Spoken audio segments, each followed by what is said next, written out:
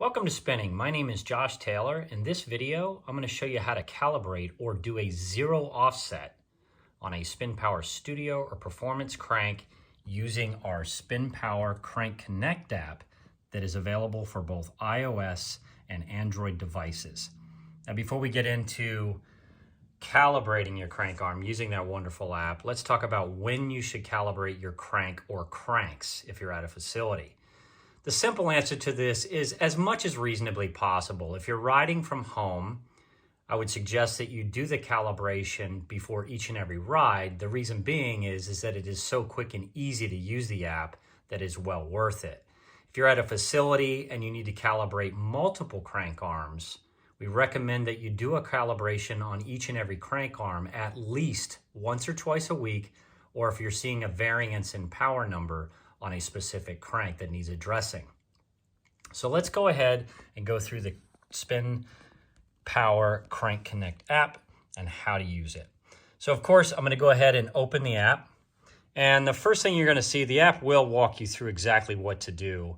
The first thing you're going to see is we need to wake up the crank so that the Bluetooth connection or pairing does happen between the device and the crank arm. So let's go ahead and rotate the crank. You can do this by either sitting on the bike and pedaling or by hand.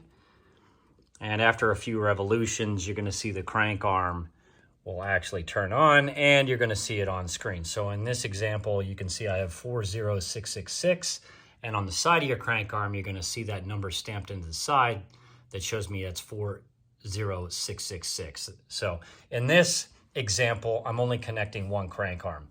If you're at a facility and you're connecting multiple crank arms and you're moving from bike to bike, you might have one or more crank arm numbers or names, which I'll explain here in a second, show up, and then you're just going to select the one that you'd like to calibrate. So let's go ahead and select it. And from here, it's going to take me to a menu. So again, it's doing its connection. If you need, you can always turn the pedal over a little bit more, just making sure the crank arm is on. And then the menu should pop up for us, which it has. Okay, so from here, this is a really great screen. It's very simple. It allows me to do a few things.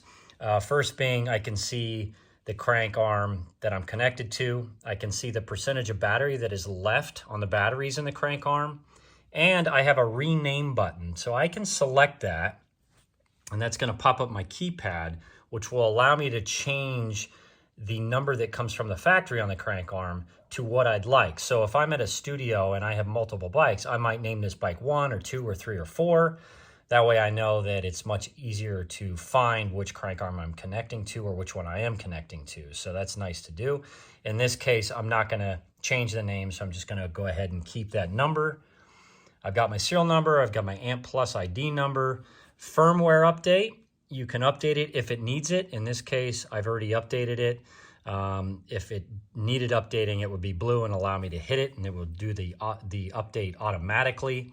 I also can see when I last calibrated this specific crank arm, and of course the all-important calibrate button. So we're going to go ahead and press that calibrate button. Next thing you're going to see here is I need to place the crank arm at either 12 or 6 o'clock. So I'm going to go ahead and do that. Now the reason why we do that is these crank arms has a very highly sensitive pressure or strain gauge inside here that can actually measure the weight of the pedal if it's in a different position. So we want to try to unweight that pedal as much as possible while doing the zero offset or calibration by putting it at 12 or 6 o'clock. After putting it at 12 or 6 o'clock, if you are on the bike and you take your foot off of that crank arm or your hand off before you hit start. So I have done that. I'm going to go ahead and hit start, and that is going to start the calibration function. So it's performing the zero offset. Again, you do not want to touch the pedals during this calibration, and now it has done its calibration, and I've seen that there was success in that.